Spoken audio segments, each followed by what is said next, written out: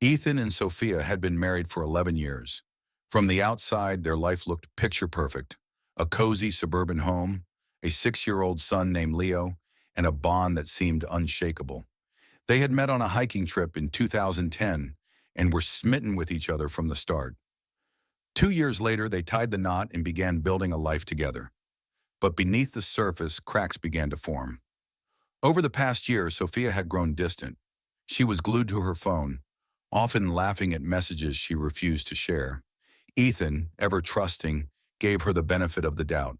But when she started coming home late, especially on important days like Leo's birthday and their wedding anniversary, Ethan could no longer ignore the signs.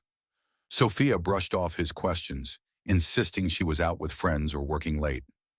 Ethan, a man of quiet resolve, kept his suspicions to himself at first. But when their 10th anniversary passed without so much as a proper dinner together, he confided in me, his closest friend. "She's not the same anymore," Ethan said, his voice heavy with frustration. "She barely talks to me. We haven't been intimate in months. I feel like a stranger in my own home." I told him what any friend would. "There's something going on, Ethan. You need to find out the truth." Ethan decided to hire a private investigator. For 3 months, the PI trailed Sophia but found nothing solid. Just as Ethan was beginning to think he had been paranoid, the investigator came through with a damning photo, Sophia holding hands with a man as they walked out of a theater. Ethan's world crumbled. He confronted Sophia that very night.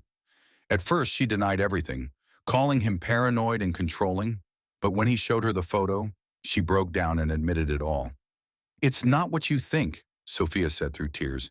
"It's just, I felt so lonely, Ethan. You were always working, and Ryan, he listened to me." "Ryan?" Ethan spat. "The mechanic? That's your excuse? Loneliness?" Sophia begged for forgiveness, swearing it was a mistake. But Ethan wasn't interested in reconciliation. "Pack your things and leave," he told her coldly. "We're done." Sophia moved in with her mother, but she didn't stop reaching out to Ethan. She called, texted, and even showed up unannounced, begging him to take her back. Ethan, however, wasn't just done.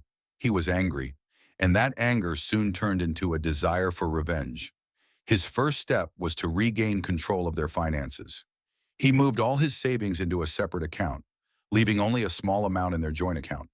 Then he began transforming himself. He hit the gym, bought a new wardrobe, and started focusing on his career like never before. At work, Ethan grew close to a younger colleague named Hannah.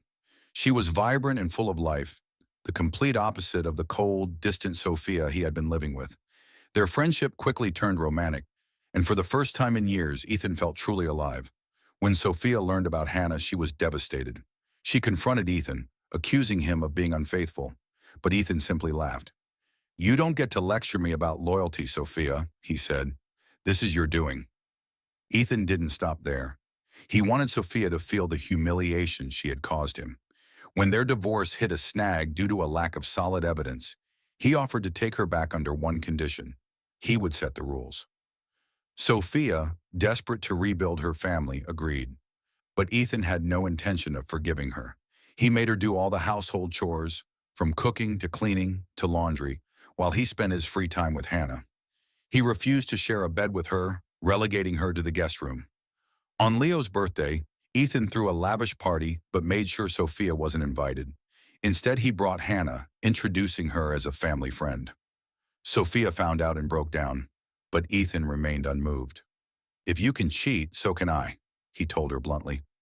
The situation escalated when Ethan began to systematically destroy Sophia's reputation. He spread rumors about her affair among their mutual friends, painting her as the villain. Even Sophia's own mother began to side with Ethan, telling her daughter, "You made your bed, now you have to lie in it." Sophia became increasingly isolated, but Ethan wasn't done. He started posting photos of himself and Hannah on social media, tagging places Sophia used to love. One particular post, a picture of Ethan and Hannah at the hiking trail where he and Sophia had first met, pushed her over the edge. Sophia called him in tears. "Why are you doing this to me?" she asked. "Haven't I suffered enough?"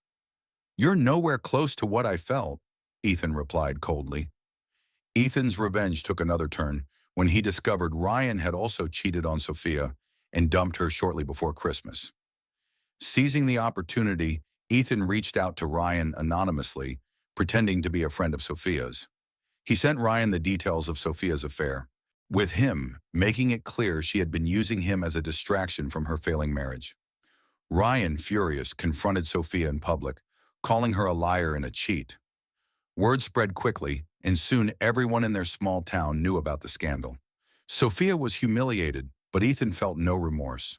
The final blow came at a company event where Ethan was expected to bring his spouse. Sophia, hopeful for a reconciliation, asked if she could accompany him. Ethan agreed, but had other plans.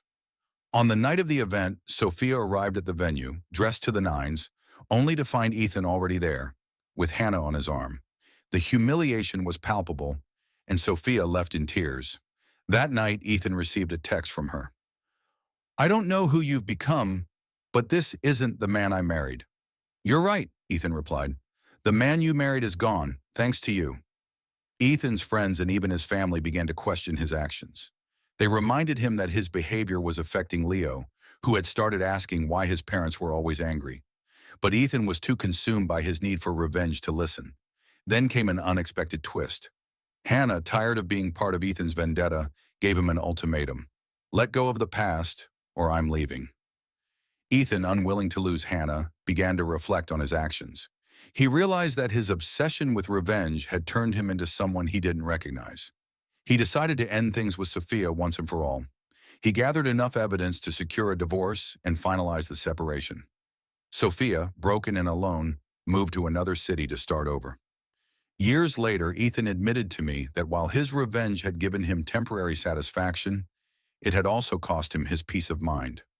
Sophia had made terrible choices, but so had he. As for Leo, he grew up torn between two parents who had let their anger and pain overshadow their love for him. Ethan now spends his days trying to mend his relationship with his son, hoping it's not too late to fix what's been broken. The story may have ended, but the scars remain. A reminder of how revenge, no matter how justified it may seem, often comes at a heavy price.